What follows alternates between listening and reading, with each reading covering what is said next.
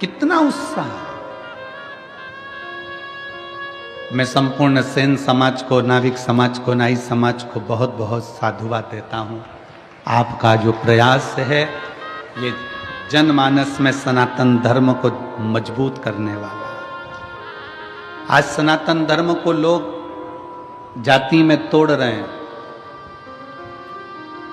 आज सनातन धर्म को, हिंदू धर्म को लोग जातियों में तोड़ने का प्रयास कर रहे हैं कि ये ब्राह्मण है, ये क्षत्रिय है, ये वैश्य है, ये शूद्र है, सबको बांटा जा रहा है।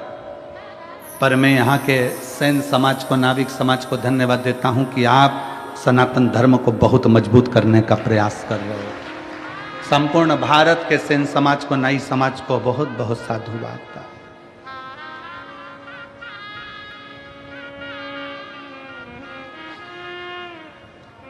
आपकी जागरूकता होना चाहिए। वो कहते हैं ये मंदिर हमारा नहीं है, वो कहते हैं वो मंदिर हमारा नहीं, वो कहते हैं भगवान हमारे नहीं, वो कहते हैं ये हमारा नहीं, वो कहते हैं वो हमारा नहीं।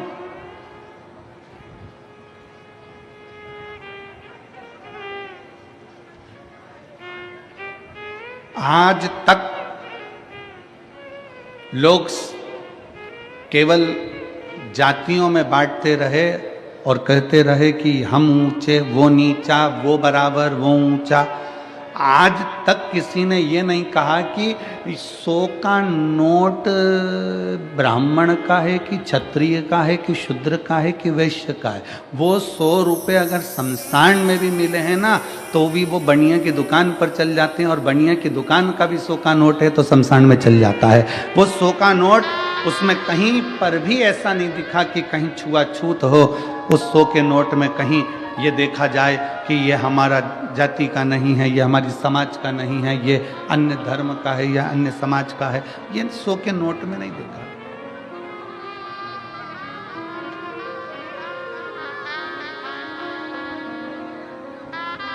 अभी हमने पहले कथा में कहा था कार्तिक के महीने में कि एक 100 का नोट तुम्हें दिया जाए और वो 100 के नोट के 4 हिस्से करे जाए। कितने हिस्से करें? 4। ठीक है, चला दोगे तुम 100 के नोट के 4 हिस्से? हम 100 का नोट लें और उसको फाड़ें और उसके 4 हिस्से कर दें और कह दें एक ब्राह्मण चलाए, एक क्षत्रिय चलाए, एक वैश्य चलाए, एक शूद्र चलाए। है किसी की हिम्मत जो 100 के नोट के 4 हिस्से कर दिया जाए और अलग अलग जाकर चला के बता दो? कोई चलाएगा? जम के बोलो नहीं। वो ही 100 के नोट के 4 हिस्से सेलो टेप से जोड़ दिए जाएं, एक कर दिए जाएं, तो मार्केट में चल जाएगा। उसी तरह हम ब्राह्मण, क्षत्रिय, वैश्य, शूद्र जब एक हो जाएं तो फिर सारी दुनिया में चल सकते हैं। दुनिया तोड़कर अलग कर रही है, हम जुड़कर एक हो।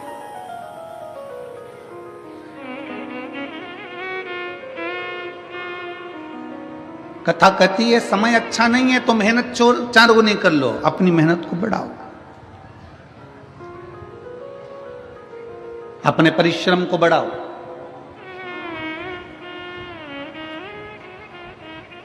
हमें याद है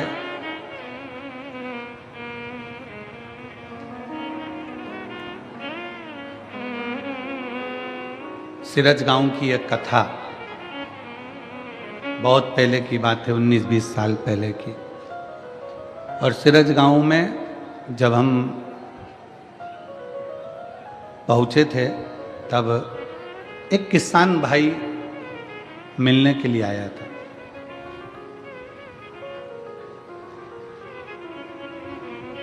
और वो कपास की खेती करता था। उसको खेती को वहाँ पर कहते थे पीक लेना।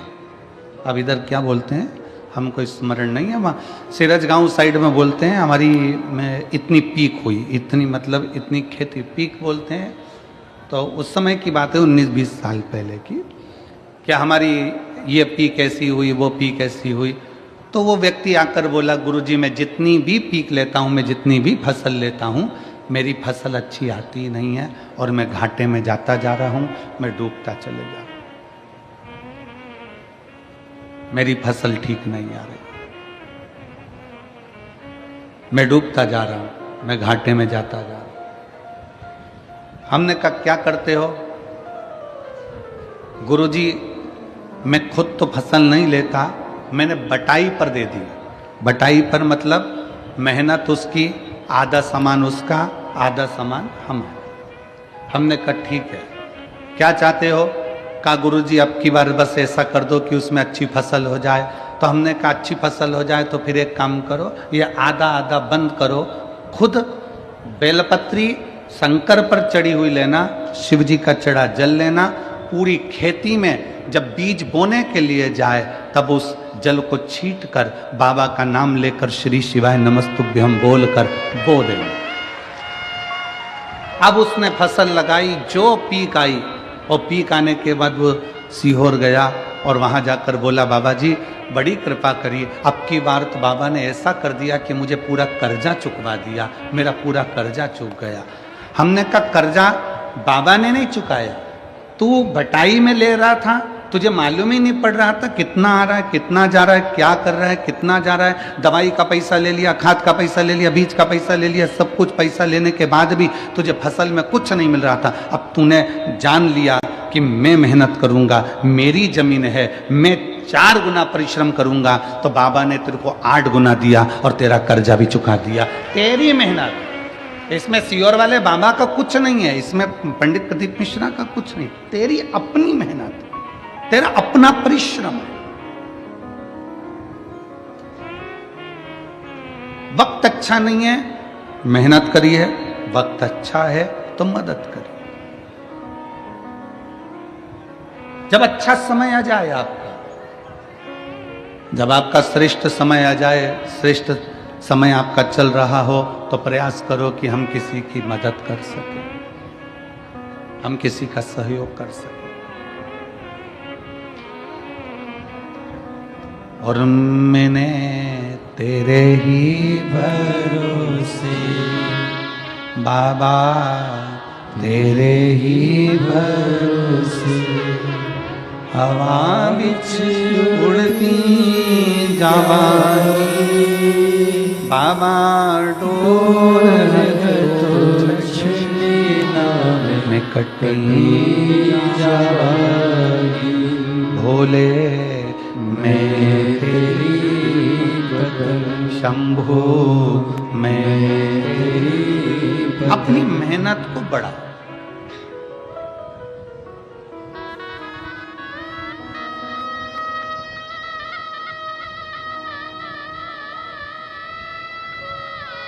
लोग कहते हैं गुरुजी कहीं से आवक बढ़े, धन बढ़े, तो हम कहेंगे दुनिया में कोई ऐसा महाराज पैदा नहीं हुआ कि ऐसा फूंक मार के फेंक देगा और सोने का हंडा निकल आएगा।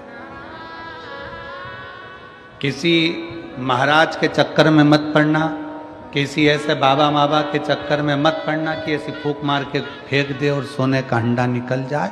अगर ऐसा हंडा निकले तो हमको भी बताना, हम भी वहीं चले जाएंगे, हम भी चले जाएंगे। इस चक्कर में मत रहो कि तुम्हारा दुख कोई दूसरा काट देगा। इस चक्कर में मत रहो कि तुम्हें करोड़ों का धन कोई लाकर दे देगा, करोड़ों की संपदा तुमको लाकर कोई दे देगा। अपना परिश्रम, अपनी मेहनत अपने को करना, कोई तुमको धन लाकर नहीं देगा। हमारे एक परिचित हैं इंदौर में, हम उनसे मिलने गए, उनके यहाँ शादी थी उनके लड़के की। तो हमने कहा कैसी रही शादी? कहा गुरुजी बहुत बढ़िया, जोरदार शादी, बहुत शानदार। अच्छा, अरे गुरुजी 1000 प्लेट उठी। अब हमें तो समझ में आया नहीं कि प्लेट उठी का मतलब क्या होता है। तुम जानते हो क्या? अरे बोलो तो जम के, जानते हो? मतलब 1000 प्लेट उठी मतलब 1000 आदमी आया। ठीक है, हाँ ठीक है, धन्यवाद। तुमने हमको समझाया।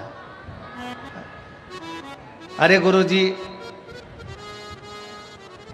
जिस दिन महिला संगीत था उस दिन 800 प्लेट उठी, और जिस दिन शादी थी उस दिन 1000 प्लेट उठी।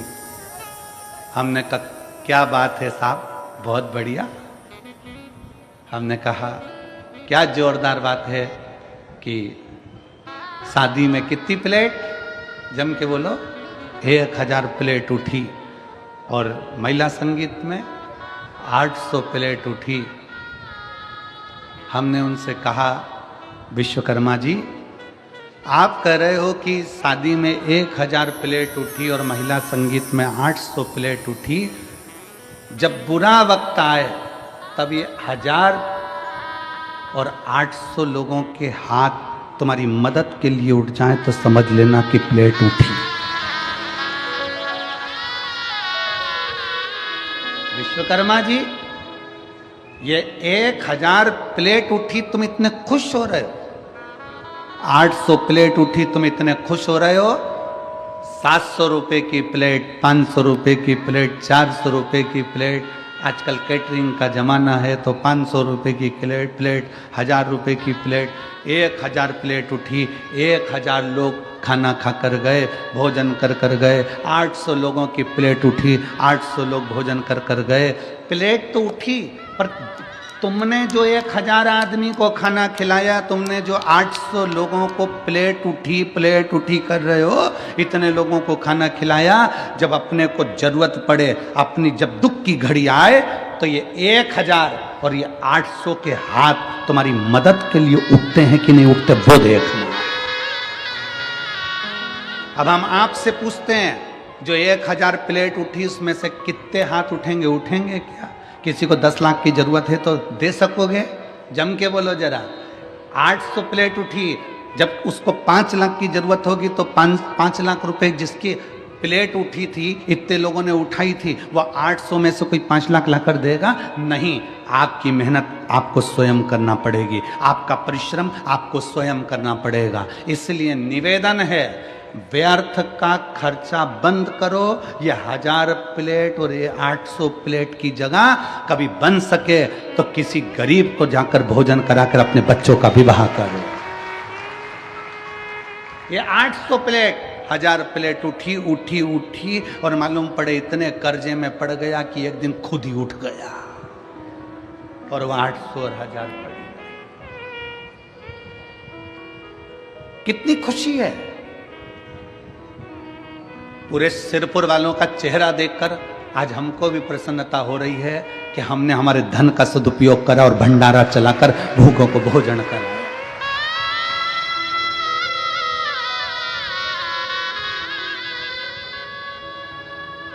एक गुजरात से कोई ट्रक भर के पानी लेकर आया परसों के दिन, और ट्रक भर के पानी बांट कर चले गया। गुजरात से आ गया, पानी की ट्रक भर कर आई सर लेकर।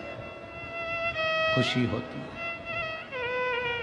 कल कोई रात को खिचड़ी चावल की पुलाव बनाकर, वेज पुलाव बनाकर लेकर आया, सब्जी का कोई चावल बनाकर लेकर आया, बांट रहा था। इतनी प्रसन्नता उसके चेहरे पर थी। परसों के दिन कोई जलेबी बांट रहा था, कोई हलवा बांट रहा था, कितनी चेहरे की प्रसन्नता थी। क्यों? वहां जो प्लेट उठी है वो साथ नहीं देंगे, पर यहां तुमने अगर किसी को एक अन्न का दाना भी खिलाया तो उसके खाते में लिख गया, वो साथ देगा, वो साथ देगा।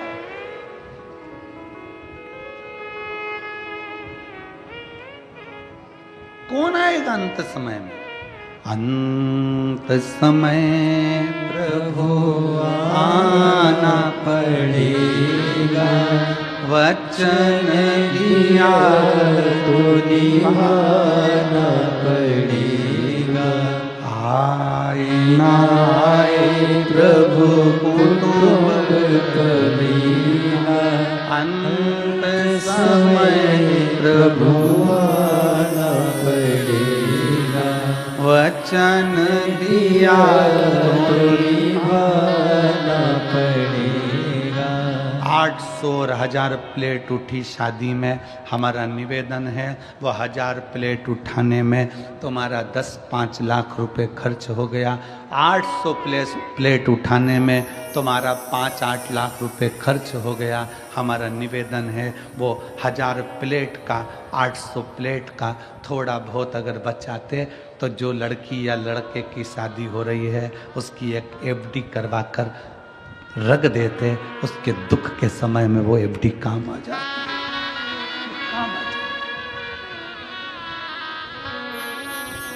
कितना भी खिला दो, शादी में कितना भी खिलाना, आखिरी में लोग बोलकर जाएंगे हराम का आ रहा था तो लुटा रहा है।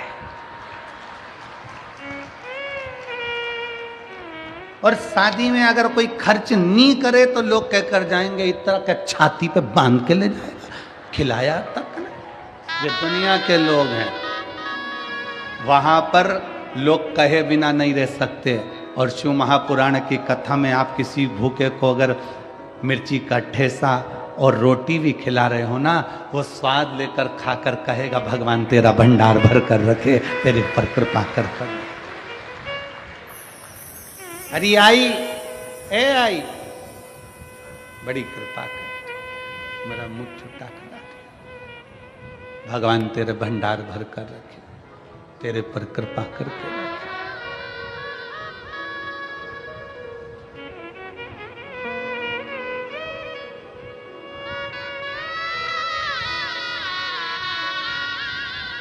प्रयास करो।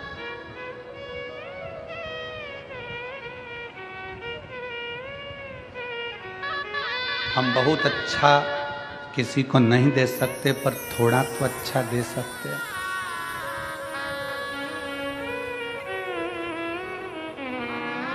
इसी सिरपुर की एक माँ, उसके कॉलोनी का तो हमको स्मरण नहीं है कि कौन सी कॉलोनी में रहती है, और इसी सिरपुर की एक माँ रोज एक शॉल पहनकर आती है। हो सकता है उसके पुराने शॉल हो, रोज एक शॉल पहनकर आती है और कहीं पर भी कथा में बैठ जाती है और पास में जो माँ बैठी रहती है उसको देखती है कि इसके पास नहीं है, अपना जाते जाते शाल उसको देकर चली जाती है और बड़े प्रेम से घर पहुंच जाती। फिर दूसरे दिन वो शाल ले आती। अब उस माँ का तो हम कॉलोनी का नाम नहीं जानते, पर वो माँ जसवंती बाई करके कोई नाम है, उसने कहा कि हमने पूछा माँ तुम्हारे पास में इतने साल है क्या? नहीं, मैं मेरी पड़ोसन से बोल दी तेरे पास पुराने साल कितने रखे? मेरे घर के जितने साल थे मैं तो बांटी आई, और उसके घर में पुराने पड़े थे, कोई काम नहीं आ रहे थे, मैंने उसको निकलवा लिया। बहू से कहा प्रेस कर दे, प्रेस करके मैं पहले ओढ़ती और ओढ़कर कथा में जाकर बैठकर उसको ओढ़ा कर आ जाती। पुण्यता तो है, तुम्हारे पास में जो है तुम वही तो परमात्मा को दोगे। हम आपसे कभी नहीं कहे कि आप अंबानियां, धन दौलत, संपदा, सत्ता, वैभव किसी को दो, पर इतना जरूर याद रखो कि अपने को जो परमात्मा ने दिया है वो तो दो। एक कथा आती है, बड़ा सुंदर कथा है। एक राजा अपने नगर में सूचना करवा दिया, सुबह 9 बजे से शाम को 5 बजे तक जो मेरे दरवाजे पर आएगा उन सबको सोने की असरफियां, किसी को पीतांबर, किसी को हीरा, किसी को मोती में बांटूंगा। रोज 1 हफ्ते तक मुझे बांटना है। कितनी बजे से कितनी बजे तक? जम के बोलो जरा। सुबह 9 बजे से शाम को 5 बजे तक बांटूंगा। लग गए लोग लाइन में आके, सुबह 9 बजे लोग लाइन में आकर लगे। जैसे ही लाइन में आकर लगे, एक व्यक्ति सबसे आखिरी में लगा। जब जैसे ही दरवाजे पर पहुंचा वैसे ही शाम की 5 बज गई। 5 बजी, 5 बजते से ही वो व्यक्ति ने सोचा मुझे तो मिला नहीं, सवेरे जल्दी आ जाऊंगा। रात को 3 बजे जागा और 3 बजे आके लाइन में खड़ा हो गया। 3 बजे रात को लाइन में आकर खड़ा हुआ, सबसे पहले नंबर उसका था, आगे बढ़ने लगा, 9 बज गई, आगे बढ़ रहा था, पीछे एक व्यक्ति रो रहा था, रोते रोते बोला, भैया मुझे पैसे की बहुत ज़रूरत है, मेरा बेटा बीमार पड़ा है, मुझे पहले ले लेने दो। उसने कहा तू चले जा। उसने उसको आगे कर, फिर पीछे कोई आया, उसने कहा भैया मेरी पत्नी को बहुत तकलीफ है, तू आगे हो जा। भैया मुझे ये तकलीफ है। उसने सबको आगे कर दिया, वो पीछे रह गया। 5 बज गई, बंद हो गया दरबार। 5 बजे बंद हुआ, दूसरे दिन फिर वो सुबह आकर 3-4 बजे से खड़ा हो गया। आज तो मैं लेकर ही मानूंगा। फिर कोई पीछे आ गया, भैया मुझे जरूरत है, भैया मैं कर्जे में लदा लूं, मैं ले आगे आ जा, ले आगे आ जा। फिर 5 बज गई, 5 दिन निकल गए। वो व्यक्ति आखिरी में 5 दिन तक असरफी लेकर नहीं जा सका। 6ठे दिन राजा का ध्यान गया कि ये रोज मांगने आता है और रोज दरवाजे पर खड़ा होता है। राजा ने उसको बुलाया, इधर आ, इधर आ।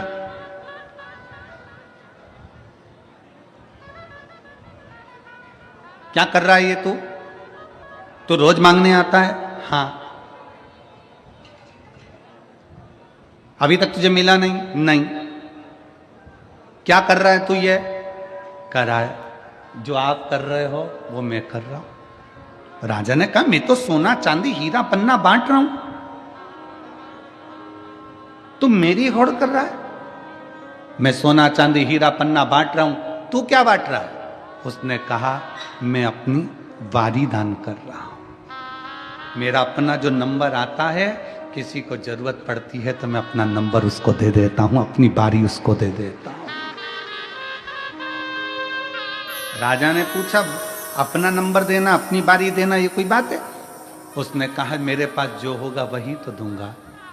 मैं आगे खड़ा था, थोड़ा पीछे हट गया, उसको आगे कर दिया। इससे क्या होगा?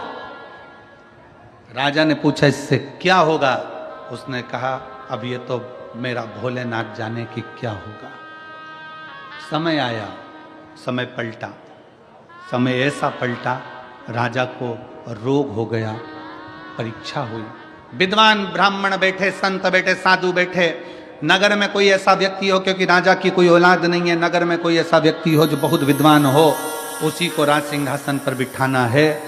तब उसी व्यक्ति जो बारी अपना नंबर दे रहा था, सबको आगे कर कर खुद पीछे हो जा रहा था, अपने पास जो था वो प्रदान कर रहा था, उसी व्यक्ति को राजा का सिंहासन दे दिया गया।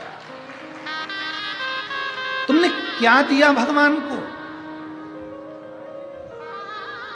आप क्या प्रदान कर रहे हो परमात्मा को? आप क्या दे रहे हो भगवान को? भगवान कभी नहीं कहेगा कि तुम मुझे धन दौलत संपदा सत्ता वैभव दो। भगवान कहता है, तुम्हारे पास में जो है, क्या है तुम्हारा?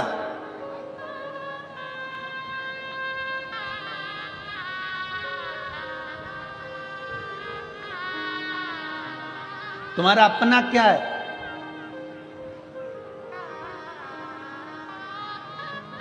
किसी ने कहा, भगवान को वो दो जो तुम्हारा अपना है। जल तुम्हारा अपना है? जम के बोलो जरा। पैदा हुए थे तो लेकर आए थे ऊपर से। किसी ने कहा, बेलपत्र दो, बेलपत्र हमारे पेड़ की है, हमारे वृक्ष की है। तुम्हारी है? बेलपत्र भी तुम्हारी नहीं है, जल भी तुम्हारा नहीं है, जो भोजन का भोग लगा रहे हो वो अन्न भी तुम्हारा नहीं है। भगवान को अगर वस्त्र दिया तो वस्त्र भी तुम्हारा नहीं है। जनेऊ दी, वो जनेऊ भी तुम्हारी नहीं है। अबीर गुलाल चंदन दिया, वो भी तुम्हारा नहीं है। केवल मनुष्य के पास अपना केवल एक दिल है, वो भगवान को दे दो, भगवान तुम्हारा हो जाए। तुम्हारा अपना क्या है? केवल एक दिल, केवल एक मन। और आज के जमाने में दिल भी ऐसा हो गया जैसे सब्जी की दुकान। जिसकी मर्जी होती है जिसको बांट देता है और बाद में रात को 10 बजे से चालू हो जाता है।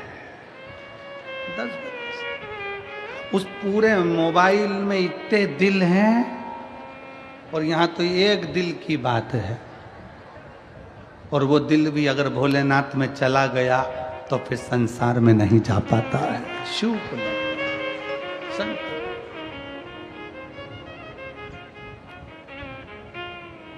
इतने लोग संसार में पड़े हुए हैं।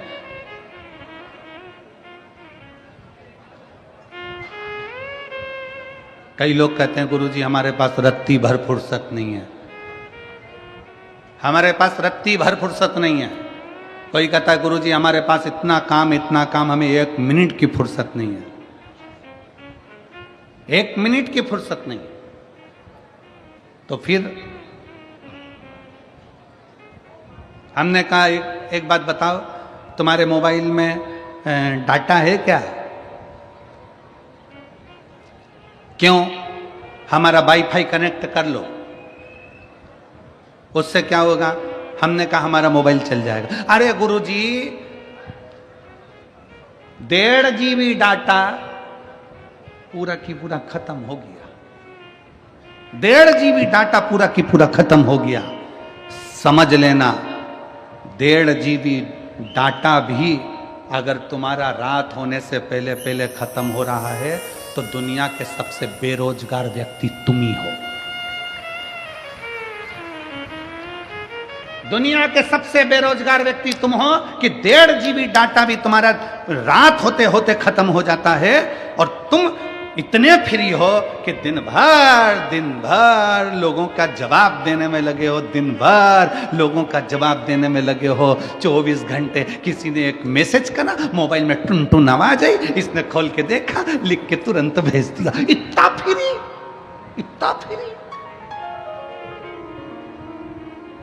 कि 1.5 GB डाटा भी तेरा शाम होते होते खत्म हो गया। व्यस्त व्यक्ति उसको कहते हैं जो किसी का मैसेज देखने का भी समय ना हो, अगर टाइम मिलेगा तो फोन कर लेंगे, बस बात खत्म। समय होगा देखा। कितने फ्री हो और कह रहे समय नहीं। समय कहां गया तुम्हारा? सुबह से उठते हो रात तक के समय में तुम अपना अंदाजा लगा कर बैठिए। एक इतनी सी डायरी लीजिए, उस डायरी में लिखना चालू करो कि आज 6 तारीख को मैंने सुबह से लेकर रात तक क्या क्या काम किया, मैंने कितनी बजे उठा उसका टाइम लिखो, इतनी बजे मैंने क्या करा। आखिर तुम लिखोगे तो ये लिखोगे मैं इतनी बजे उठा, ब्रश करा, पानी पिया, नाश्ता करा, भोजन करा, ये करा, वो करा। उस पूरी डायरी में ये नहीं मिलेगा कि तुमने अपने लिए करा क्या, परिवार के लिए करा क्या, मेहनत कौन सी करी, परिश्रम कौन सा करा, कितने घंटे का परिश्रम करा। जो हम विचार कर कर बोलते हैं, अपनी फाइल लेकर जाते हैं, पत्रिका लेकर जाते हैं, हाथ दिखाने जाते हैं, महाराज जी मेरा भाग्य पलट दो, महाराज जी मेरा भाग्य पलट दो। अरे भाग्य पलटने से अच्छा है, शिव महापुराण की कथा कहती है कि अपना परिश्रम का बल बढ़ाओ, संघर्ष बढ़ाओ, अपनी मेहनत बढ़ाओ। और जब मेहनत बढ़ाओगे तो फिर किसी के आगे जाकर नहीं कहना पड़ेगा कि मेरा भाग्य पलट दो, तुम दूसरे का भाग्य पलट कर रख दोगे। अपने परिश्रम को बढ़ाइए।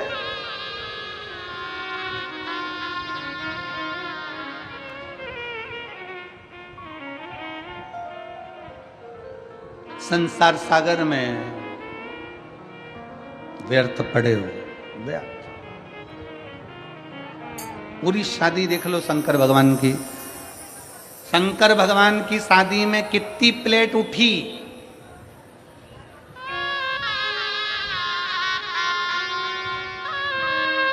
और जीजियां कह रही है। शंकर जी की शादी में कितनी प्लेट उठी।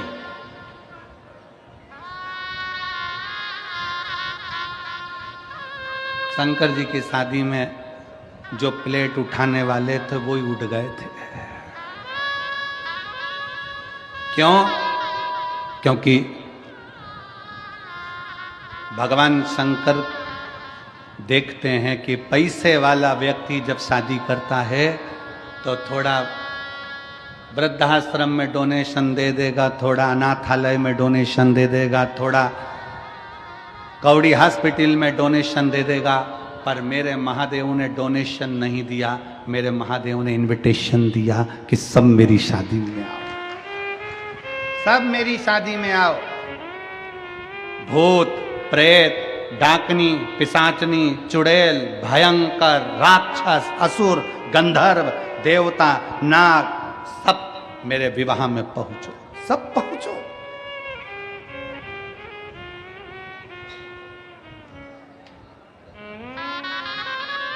जिसको कोई नहीं बुलाता था, किसी की शादी में सबने देवताओं को बुलाया। चलो तुम्हारे यहाँ की शादी का अंदाजा लगा लो। तुम्हारे यहाँ की शादी में तुम गणेश जी को नोचते हो, गणेश जी को बुलाते हो, माता जी को पूछते हो, माता जी बुलाते हो, पितर जी पूछते हो, पितर जी बुलाते हो, सबको बुलाया। अब तुमने कभी भूत प्रेत को बुलाया शादी के अंदर? नहीं। तुम्हारी पड़ोसी से लड़ाई हो जाए तो पड़ोसी को नहीं बुलाओ तो तुम भूत प्रेत तो जाने दो। कौन बुलाता किसको? कोई किसी को नहीं बुलाता। पर मेरे बाबा विश्वनाथ ने, मेरे बाबा ओघड़दानी ने, मेरे शंकर भगवान, मेरे भूतनाथ भूतेश्वर मेरे शंकर ने बुलाया। और भगवान शंकर ने किसी करोड़पति, धनपति, वैभवपति को नहीं, मेरे शंकर भगवान ने डमरू बजाकर सब नाग, किन्नर, गंधर्व, असुर सबको बुला लिया। जो भूत है, प्रेत है, सबको बुला लिया, सब।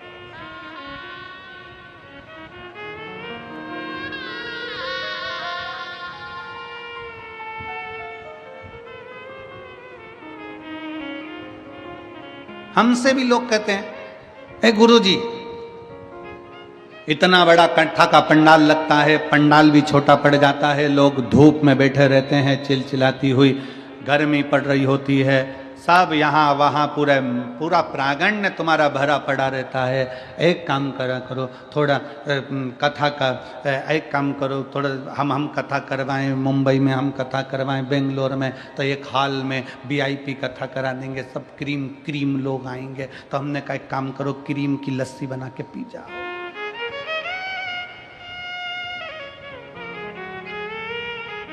ये कोई दूसरी कथा नहीं है, ये मेरे शंकर भगवान की कथा है। यहाँ तो डाकनी, पिशाचनी, चुड़ैल, भयंकर, भूत, पिशाच, गंधर्व, देवता, पितर, नाग सब आते हैं। शिव की कथा एक ऐसी कथा है जिसमें ये नहीं देखा जाता कि कौन ब्राह्मण, कौन क्षत्रिय, कौन वैश्य, कौन शूद्र। शंकर की कथा में ये नहीं देखा जाता कौन स्वस्थ, कौन बीमार। शंकर की कथा में तो ये देखा जाता है कि शंकर के ऊपर विश्वास कर आश्रित होकर कौन आकर बैठ गया, शंकर भगवान को उसको विदाई में क्या देना है वो शिव जाने। शंकर क्या देंगे, विदाई क्या करेंगे। आप शंकर के घर के विवाह में आए हो, शिव की कथा में आए हो, शंकर भगवान विदाई में क्या देंगे वो शिव ही जान सकते।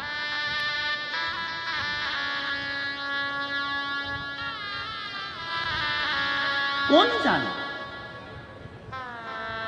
शंकर जी की शादी में प्लेटें नहीं उठी, शंकर जी की शादी में तो पंगत हुई। पंगत, पंगत जानते हो? अरे जम के तो बोलो जरा। हाँ, पत्रिका में लिखा जाता है स्वरुचि भोज। स्वरुचि भोज का मतलब बफेट, और नीचे लिखा रहता प्रतिभोज। प्रतिभोज का मतलब पंगत। घर के लोग पहले पत्रिका देखते हैं और देख के विचार करते हैं क्या लिखा है, तो क्या सुरुचि भोज, तो वो कहते मैं भी चलूंगी, वो कहते मैं भी चलूंगा। कहीं लिखा होता प्रतिभोज तो कह देते हैं पापा जी तुम चले जाओ।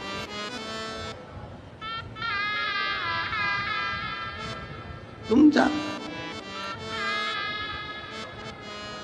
लगी पंगत, शिव जी की शादी की पंगत जब लगी, पत्तल देने वाले आए। उधर देवता बैठे थे, इधर भूत प्रेत बैठे थे। उधर देवताओं को पत्तल लगाई, इधर जब पत्तल लगाने आए, लगाते लगाते एक के मुख दो थे, आगे और पीछे। उससे पूछा भैया तू इधर से खाएगा कि उधर से? पत्तल किधर रख? उसने कहा दोनों जगह पत्तल रख, तो आगे भी रखी पीछे भी रखी। और आगे गए, उससे पूछा भैया, उसके 12 मुख थे, उससे पूछा तू कैसे खाएगा, तो के 12 पत्तल रख, उसके लिए 12 पत्तल रखी। और आगे गए, उसका मुंह ही नहीं था, केवल गला ही गला, उससे पूछा तू कैसे खाएगा, उसने कहा बाकेट में लाते जा, गले में कूड़ते जा, बाल्टी में लाओ और गले में कूड़ो। भोजन कैसे कर?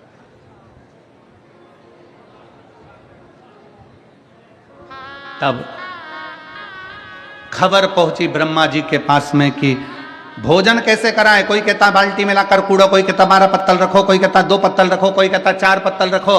करें क्या? देवता बैठकर आराम से जीम रहे हैं, इन भूत चुड़ैले का लेकर करें। तो कहा एक काम करो, पत्तल का सिस्टम बंद करो, टेबल पर बर्तन भर भर के रखो, सबके हाथ में एक एक प्लेट दे दो और सारे भूत चुड़ैल को ग्राउंड में छोड़ दो, इनको खाने दो। नारद जी ने ब्रह्मा जी से पूछा कि जो बैठकर भोजन कर रहे हैं वो तो पंगत है, उसको देव भोज कहते हैं, और ये खड़े खड़े प्लेट में ले लेके खा रहे हैं, इसको क्या कहेंगे? तो कहा ये जो भूत चुड़ैल खा रहे हैं, इसी को आने वाले समय में कलयुग में बफेट कहेंगे। इसी को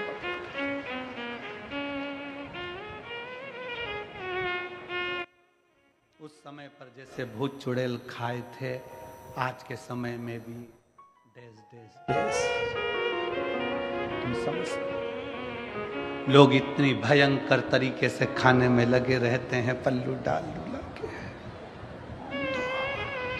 पूरी मुंह में लिपस्टिक, आंख नीली, बिंदी पीली, और गुलाब जामुन का साइज बड़ा। और देखे इधर से बच्चे करे मम्मी इतनी बड़ी गुलाब जामुन।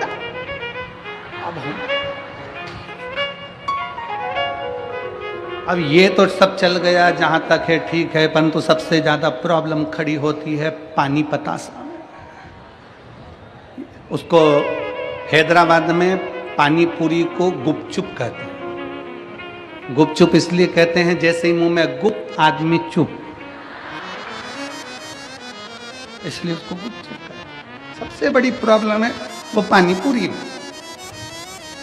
शादी में एक तो इतनी भीड़, ऊपर से छोटा सा स्टॉल, पानी पूरी देने वाला अकेला व्यक्ति, और सबके दोने इधर कटोरे सबके हाथ में 500 का लिफाफा देने वाले, हीरे की चूड़ी पहने वाले भी भिखारी जैसे दे दे भैया।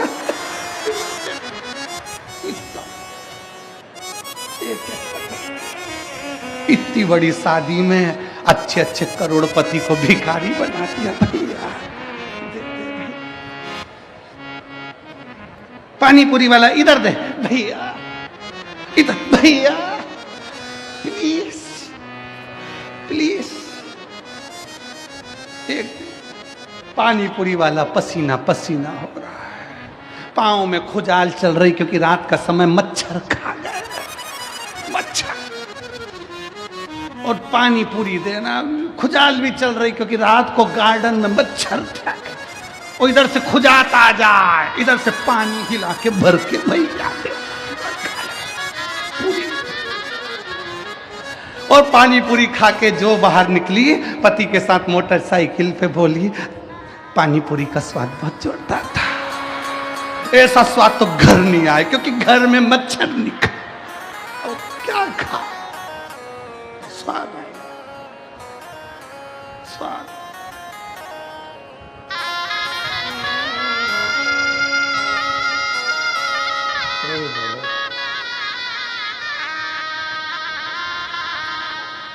और अजब है भोलानाथ ये दरबार तुम्हारा, दरबार तुम्हारा। अजब है भोलानाथ ये दरबार तुम्हारा, दरबार तुम्हारा। भूत प्रेत नित करे चाकरी, सबका यहाँ गुजारा। भूत प्रेत नित करे चाकरी सबका यहाँ गुजारा।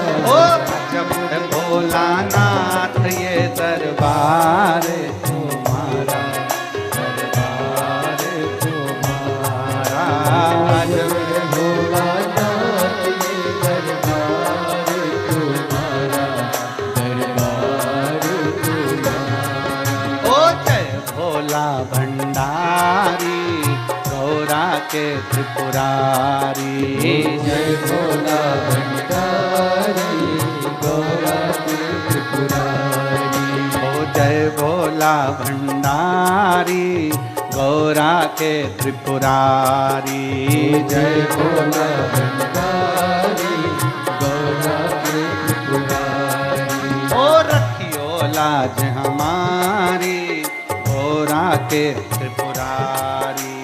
रखियो लाज हमारी गौरा के त्रिपुरारी। ओ भूत प्रेत नित करे चाकरी सबका यहाँ गुजारा। भूत प्रेत करे चाकरी सबका यहाँ गुजारा। ओ अजब है भोलानाथ ये दरबार तुम्हारा, दरबार तुम्हारा। जय भोलानाथ ये दरबार तुम्हारा, दरबार तुम्हारा। शंभो।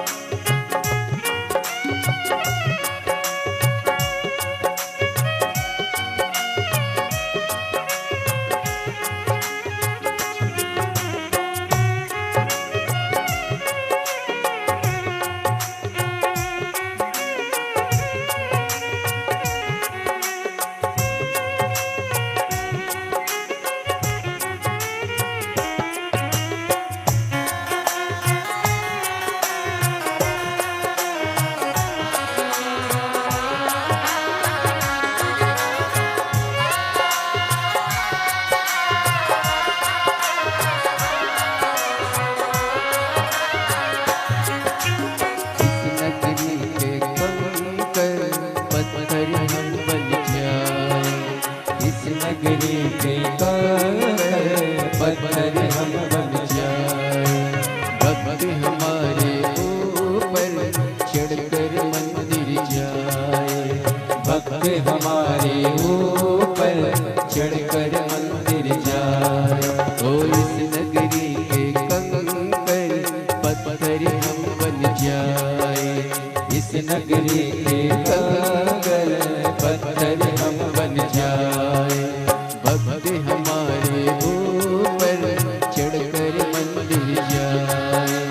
भक्त हमारे ऊपर चढ़कर मंदिर जाए। भक्त जनों के पाँव पड़े तो हो उद्धार हमारा। भक्त जनों के पाँव पड़े तो हो उद्धार हमारा। अजब है भोलानाथ ये दरबार तुम्हारा, दरबार तुम्हारा। ओ अजब है भोलानाथ ये दरबार तुम्हारा, दरबार तुम्हारा। भूत प्रेत नित्य करे चाकरी सबका यहाँ गुजारा। भूत प्रेत नित्य करे चाकरी सब